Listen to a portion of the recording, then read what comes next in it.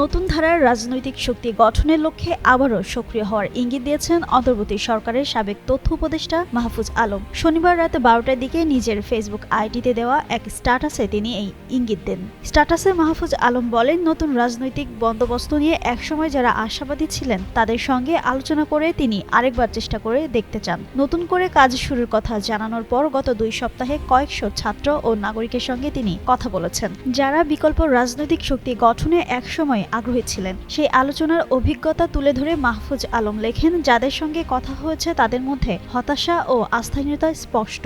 আলোচনা শেষে সবাই আবারও একবার চেষ্টা করার বিষয়ে একমত হয়েছেন। পোস্টে তিনি বৈষম্যহীন ব্যবস্থা, মানবাধিকার, ন্যায় বিচার ও নতুন অর্থ রাজনৈতিক বন্দোবস্তে বিশ্বাসীদের যোগাযোগ করার আহ্বান জানান। তিনি বলেন, দ্বিদলীয় বা জোট ভিত্তিক রাজনীতির বাইরে আদর্শিকভাবে আপোষহীন ও পলিসি নির্ভর রাজনীতিতে আগ্রহীরাই এই উদ্যোগের অংশ হতে পারেন। আগ্রহীদের ক্ষোভ, হতাশা ও প্রত্যাশার কথা যেমন শোনা যাবে, তেমনি নিজেদের ভুল, সীমাবদ্ধতা ও বাস্তব সংকট নিয়েও খোলামেলা আলোচনা করা হবে।